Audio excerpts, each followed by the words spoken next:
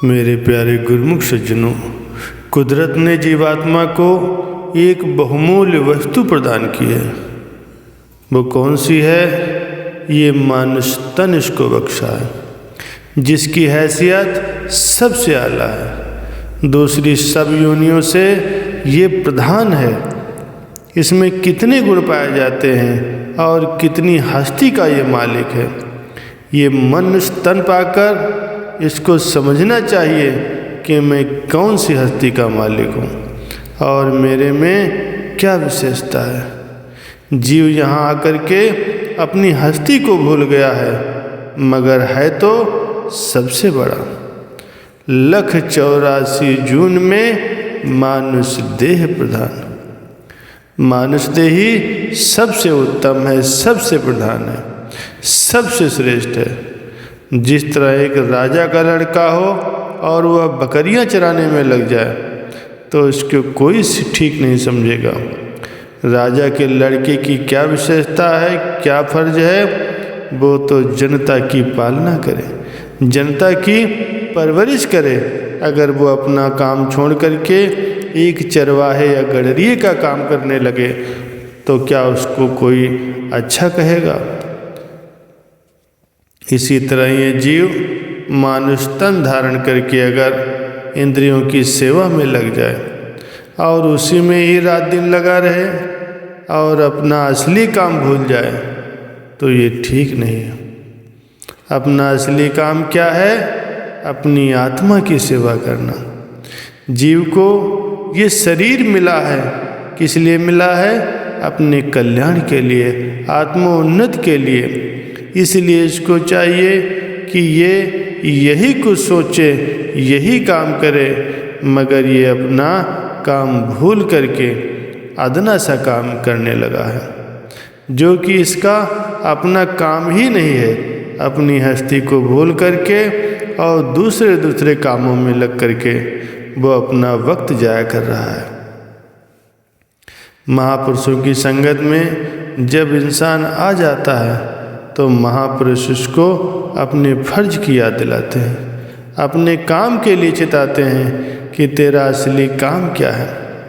जिस काम के लिए मालिक ने तुझे इतनी बड़ी हस्ती का मालिक बनाकर भेजा है, अगर तू अपनी हस्ती को भूल गया, अपने काम को भूल गया, फिर इसका नतीजा क्या होगा? यही कि जिस 84 से छूट करके तू आया था फिर उसी 84 में जाएगा। कितना भारी नुकसान है और कितनी बड़ी गलतफहमी है। ये गलतफहमी या अज्ञानता कैसे हटेगी? जब इंसान महापुरुषों की संगत में जाएगा। अगर वो महापुरुषों की संगत में नहीं जाता तब उसको अपने काम का पता ही नहीं चलेगा, सच झूठ की पहचान ही नहीं होगी, अपने पराये का पता ही नहीं चलेगा। इसलिए कहा जाता है कि जब संतों की संगत मिल जाती है तो समझो इसके सोए हुए भाग जग जाते हैं।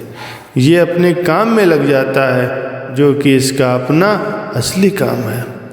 इसीलिए संतों की संगत को बहुत ही उत्तम कहा गया है। बहुत ही भाग्यशाली समय होता है जबकि ऐसा संयोग बनता है जैसा कि महापुरुषों ने अपने वचनों में कहा है। बड़े भाग से तुझको ये मानुष जन्म है मिला, ये दुर्लभ अवसर मिला है, इसको यूं ही न गवा। संतों की संगत में आकर नाम और भक्ति का सच्चा धन कमा, न कर देर इसमें, जल्दी से ले अपना काम बना। नाम और भक्ति की कमाई कर ले, जन्म सफल हो जाएगा, आवागमन का चक्कर मिट जाए, मुक्ति पदार्थ पाएगा। यही जरा विचार करना है कि ये जीवात्मा को मानुष तन किस लिए मिला है? केवल इसीलिए कि वो अपनी आत्मा को परमात्मा से मिला सके। अगर ये काम उसने नहीं किया तो फिर इसका मानुष तन धारण करने का फायदा ही क्या हुआ? ऐसे अनमोल अवसर को पा करके इसने यूं ही गंवा दिया है। इसको बहुत भारी हानि हो गई। इस हानि से बचाने के लिए महापुरुष हमेशा जीव को खबरदार करते हैं चेतावनी देते हैं कि ये जीव, तेरा संसार में आना इसलिए नहीं हुआ है कि तू शरीर और इंद्रियों के लिए ही सब काम करता रहे, उसी के लिए ही अपना वक्त जाया करता रहे। ये वक्त तेरा बहुत कीमती है और किस लिए है? केवल आत्म कल्याण के लिए। मगर आत्म कल्याण का रास्ता कौन बताएगा? कहाँ आत्म कल्याण के साधन मिलेंगे? जो महापुरुषों की संगत में आकर के तुझको प्राप्त होगा। इसीलिए बार बार जोर दिया गया है कि संतों की संगत जो है जीव के लिए बहुत लाभदायक है, इसके उद्देश्य की पूर्ति के लिए बहुत महत्वपूर्ण है। कबीर संगत साधु की साहिब आवे याद, लेखे में सोई घड़ी बाकी दिन बर्बाद। जब संतों की संगत मिल जाती है तो कुदरती बात है कि ईश्वर परमात्मा की दिल में याद आती है। उस मालिक की याद से, नाम स्मरण करने से आत्मा के ऊपर जो गिलाफ चढ़ जाते हैं वे दूर हो जाते हैं। आत्मा प्रफुल्लित होती है, खुश होती है, उसको अपना रास्ता मिल जाता है, वो अपनी मंजिल की तरफ बढ़ने लगती है। अगर संतों की संगत नहीं की तो फिर मालिक की याद भी नहीं आएगी। अगर मालिक की याद नहीं आई तो कहते हैं कि सब बर्बाद हो जाता है, वो वक्त यूं ही बेकार चला जाता है। इसीलिए महापुरुषों ने फरमाया है कि इस काम में देर नहीं करो, जल्दी से जल्दी अपना काम बना लो, पता नहीं कब ये मौका हाथ से निकल जाए।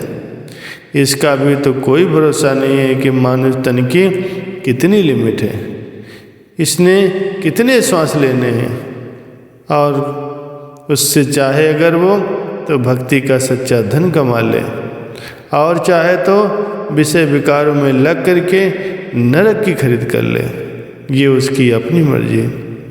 इसको ये दोनों चीज़ें दिए गए हैं।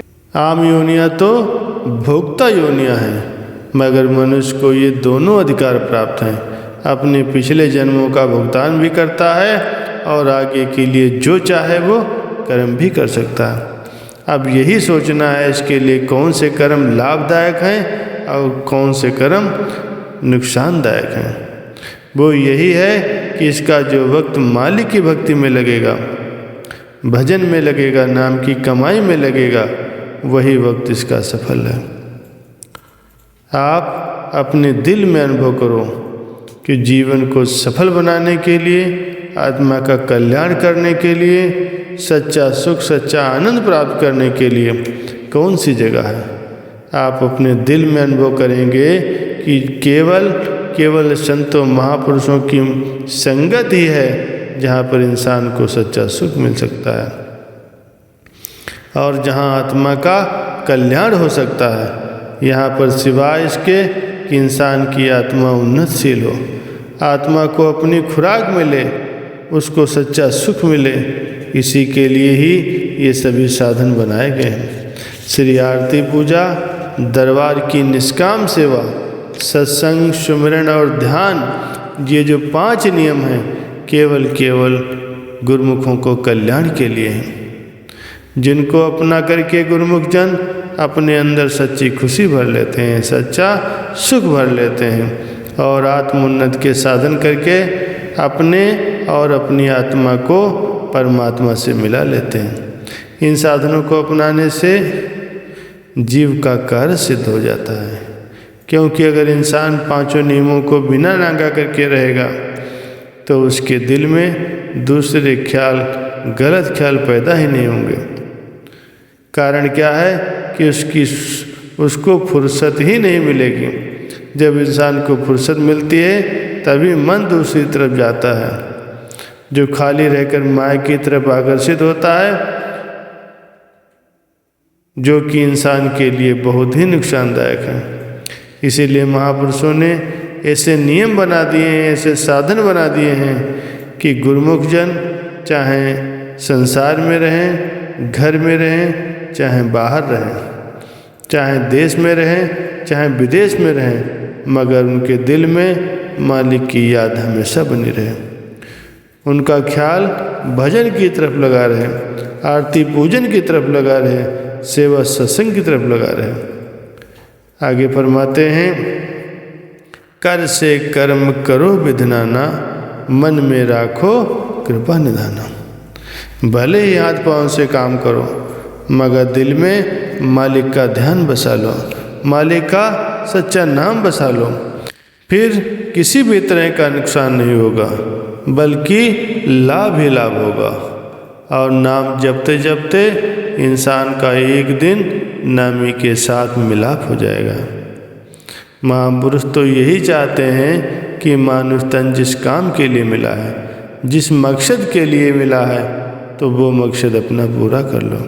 मकसद पूरा होगा तो इंसान की जन्म मरण से छुट्टी हो जाएगी, हमेशा हमेशा के लिए दुखों से निजात मिल जाएगी और परम सुख परम आनंद को प्राप्त करके एक दिन मालिक के चरणों में जा समाएगा। यही उसकी मंजिल मकसूद है और इसी को प्राप्त करने के लिए ही ये मानुष तन मिला है। जिन गुरुमुखों ने महापुरुषों के वचनों को अपनाकर उन पर अमल किया है, वो यहाँ भी जीवन सुख से व्यतीत कर रहे हैं और आगे के लिए भी परलोक का तोसा अपने साथ ले जाएंगे और मालिक की दरगाह में उनका मुख उज्जवल होगा। इसीलिए आप सब गुरुमुख भी इसी तरह इन सब बातों पर अमल करोगे तो यहाँ भी जीवन सुख से व्यतीत होगा और परलोक भी आपका सुहेला बन जाएगा और महापुरुषों की प्रसन्नता भी हासिल हो जाएगी। बोलो जयकारा बोल मेरे श्री गुरु महाराज की जय।